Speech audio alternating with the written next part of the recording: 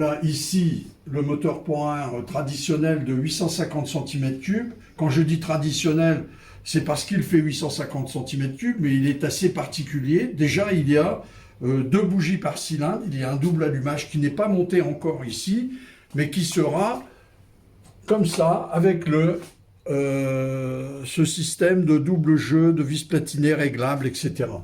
Voilà. Donc ce 850, c'est celui qui va normalement sur mon CD Pan 1. J'en avais préparé un autre de 954 cm3, double allumage aussi, très particulier, avec un carter plus important au niveau de l'huile. Alors voilà, ici toujours un 850 cm3, mais spécial course. C'est-à-dire que celui-ci, il n'y a pas de pignon à chevron dedans, il y a un pignon à taille hélicoïdale, avec un montage particulier. Et il y a un volant moteur en étoile. Et il y a le double allumage. Alors, quand je dis le volant moteur en étoile, je vais essayer de vous le tourner pour voir comment il est. Voilà. Ce moteur est en étoile, d'abord pour l'allègement, puisque c'est un moteur qui est prévu pour la course sur les circuits. Alors, en même temps, cette particularité de fraisage fait qu'on refroidit la cloche d'embrayage. Voilà. Et ici, il y a l'entrée particulière, puisque les trous d'origine sont plus petits que le tube. Et pour l'admission, il y a comment dirais-je, en façade, il y a une mauvaise mise en place des gaz. Il y a une turbulence qui se fait ici, et ça ne favorise pas l'entrée des gaz. Donc j'ai alésé ça, et c'est en forme de tulipe ici, avec un arrondi, pour faciliter l'entrée des gaz. Donc ce moteur, il est très particulier, il y a longtemps qu'il existe, je l'ai prêté à un copain qui faisait les courses sur les circuits. Il tourne à peu près à 8000 tours par minute et il a des pistons forgés très particuliers avec un arbre à cam rectifié et un système de filtration sous le moteur pour l'huile, la qualité de l'huile. Ici, vous pouvez remarquer ici aussi qu'il y a des tubes refaits parce que les tubes en alu étaient assez cabossés et pour l'instant nous n'en trouvons plus dans le commerce, donc j'en ai fabriqué en cuivre avec des bourrelets plus gros pour éviter la pénétration des joints.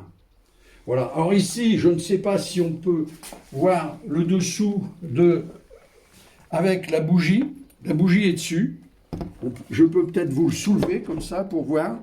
Alors vous verrez la bougie, oui.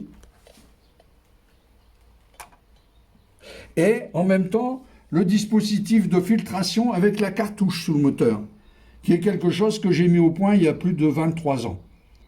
Et maintenant qui a été copié, et beaucoup de panhardistes l'ont sur leur moteur de voiture. Oui, alors ce moteur-là, c'est un 1020 cm3. Les pistons ont un diamètre de 93 par rapport au précédent qui était un diamètre original de 85 mm. Ce sont des pistons forgés. Il y a aussi un double allumage, puisque j'ai ici 3 moteurs en double allumage. Donc ce moteur est assez particulier aussi. Il a aussi le dispositif de filtration en dessous, que l'on peut voir là.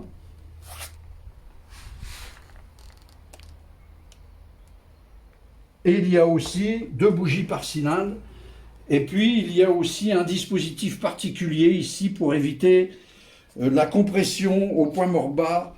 Quand les pistons sont au point mort bas, ils font une compression dans le carter puisque le volume du boîtier supérieur, qui est prévu pour 850 cm3, ne peut pas compenser la différence de cylindrée. Alors, il y a aussi un volant moteur particulier, mais tout se passe à l'intérieur du moteur. Il y a une pompe plus grosse, hein. Il y a une pompe avec un débit de 1,7 que tous les panhardistes connaissent d'ailleurs. Et puis il y a toujours, sur tous les moteurs, il y a toujours ces entrées paraboliques, ici, ces entrées paraboliques, pour faciliter, pour éviter le laminage en façade de l'introduction des gaz. J'y ai ajouté aussi autre chose, les flexibles aviation, ici, qui remplacent les tubes d'origine rigide en acier. Et ça permet d'avoir de l'étanchéité à ce niveau-là, sur le dispositif en haut qui va au RJH, et à la sortie également, il n'y a plus de fuite d'huile sur les moteurs. Oui, alors celui-ci, c'est un moteur que je me suis amusé, je vais dire, entre guillemets, à fabriquer pour le plaisir, mais il y a très longtemps, il y a environ 15 ans, et je l'ai monté sur mon CD. J'ai fait 7500 km avec. Les anciens copains ponhardistes le savent bien, puisque j'ai roulé longtemps avec eux. Ce moteur, je l'ai fait pourquoi? Il y a des pistons de 101 mm de diamètre au lieu de 85 mm. Pourquoi je l'ai fait ça? Parce que d'abord, je voulais démontrer que les pistons, quand ils ont un axe décalé, il n'y a pas d'ouverture du carter. Puisque au point mort, la bielle est inclinée dans le sens de rotation, c'est-à-dire dans le sens du couple. Et ça tourne tout seul. Or, quand on a un axe centré sur le piston, au moment de l'explosion au PMH, la force passe à l'horizontale dans l'axe et vient avec de chaque côté, puisqu'il y a une résistance, quand on fait de la statique graphique, on apprend ça, qui peut ouvrir le carter. Et c'est arrivé sur des cylindrées beaucoup moins importantes. Je l'ai laissé dire par des spécialistes panhards de l'usine que je fréquentais. Voilà. Donc, ce moteur a un dispositif de filtration comme les autres. Il y a ces anciens tubes d'alu que je vous parlais tout à l'heure, que je ne peux plus me procurer, mais qu'on ne trouve nulle part à savoir.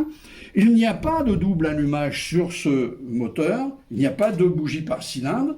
Par contre, il y a aussi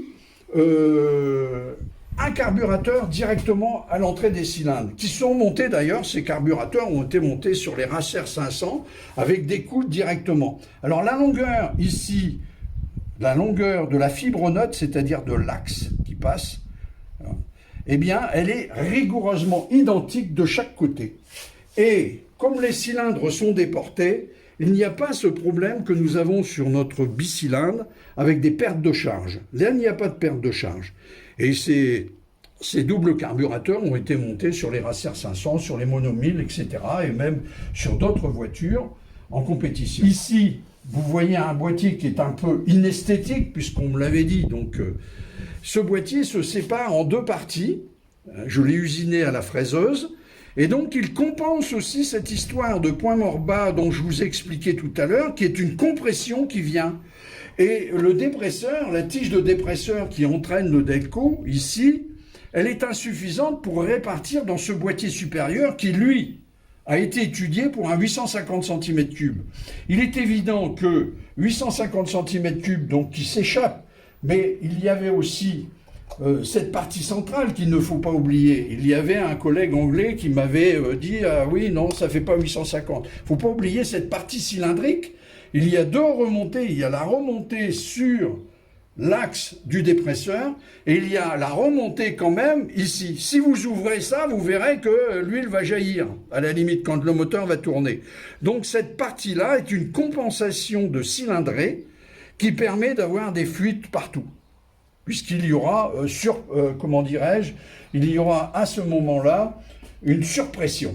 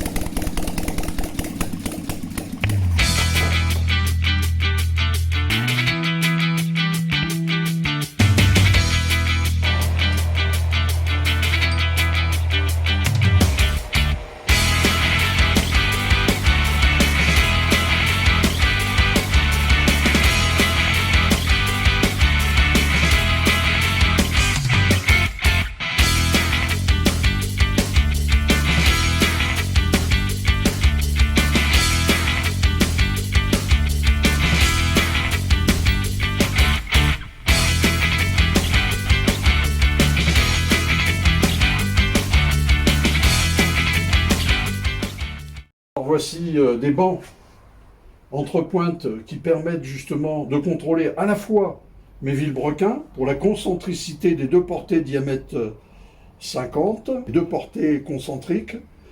Et ici, je fais aussi le contrôle de la montée sur les arbres à cames. Voilà. Donc il faut le remettre ici, bien sûr, à 0, là, voilà. Et je regarde la montée. Voilà. Alors, ici, cet arbre à cames, là, il y a un taillage tout à fait particulier qui a été fait par le spécialiste national Ogero. En même temps, en 2012, j'avais été, comment dirais-je, sollicité, mais encouragé aussi par l'Amicale DB pour être le porte-parole et technique. Et nous avons fait environ 22 arbres à cames sur ces propositions de Ogero, qui est le spécialiste national. Donc moi, ici, cet arbre à cames est tout à fait particulier. Il a 296 degrés d'ouverture par rapport à un tigre qui a, de mémoire, à peu près 275 degrés. Voilà. Alors je me suis fait, à la suite de quoi, je me suis fabriqué une machine pour faire mes arbres à cames. Mais celui-ci ne vient pas de ma fabrication, c'est Ogero qui l'a fait avec les autres collègues.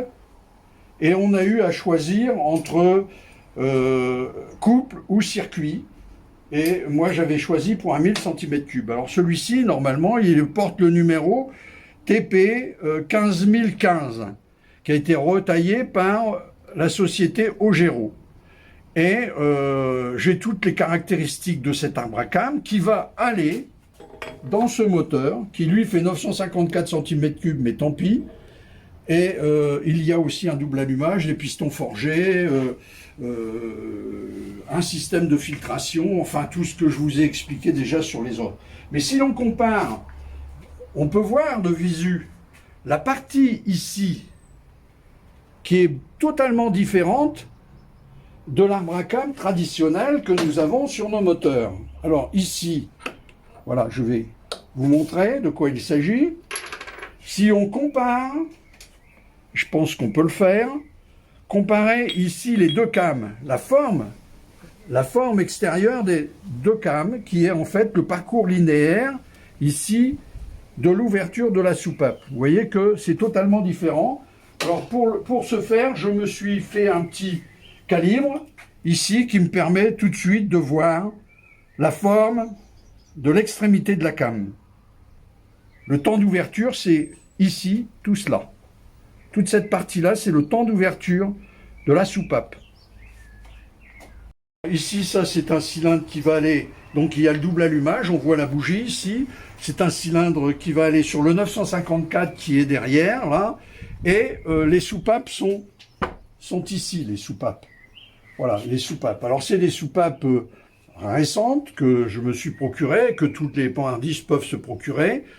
Je voudrais simplement vous faire une observation sur les soupapes que l'on a maintenant. Ces soupapes-là, elles sont en alliage nickel, chrome, molybdène et parfois du tungstène. Ce qui veut dire que si on essaye avec un aimant, contrairement à ce qu'il y avait avant, elle ne s'aimante pas. Vous voyez, voilà un aimant. Elle ne s'aimante pas, cette soupape-là. Or, les soupapes de l'époque, il y a environ 25 ans, 20 ans, elles s'aimantent, elles sont en acier. Ici, c'est un alliage nickel-chrome, molybdène, tungstène. Et j'ai une soupape comme ça qui a été tordue, donc qui a eu un problème, quoi. Je n'ai pas que des réussites, j'ai aussi des problèmes de mécanique qui sont montés, comme beaucoup d'autres. Ici, je voudrais vous montrer les axes de piston que j'ai alésés à chaque extrémité, mais pas à l'endroit où il va y avoir la bielle ici. Parce que sinon, comme sur les 850 des Dyna Z1, au début, c'était alisé conique ici, mais il y avait une zone de fragilité parce que l'intersection du cylindre et l'intersection du cône ici fragilisait cette partie-là, et je l'ai eu, moi, il y avait des axes de 22 qui cassaient. Donc ça, c'est c'est un axe de piston BMW que vous avez pu voir, qui est là-bas sur ma fraiseuse. Ils sont allégés, mais je n'ai pas approfondi suffisamment, volontairement. Et ici, voilà les axes, donc, les axes bien sûr, ici, les tiges de culbuteur, et ma réalisation de tubes de culbuteur avec des boulevrets plus gros qui évitent justement la rentrée dans le joint. Ici, ce pignon de distribution, je l'ai fraisé, bien sûr. Non seulement, c'est pas vraiment pour l'alléger, mais c'est aussi pour avoir un brassage de l'huile à l'intérieur du carter. Voilà.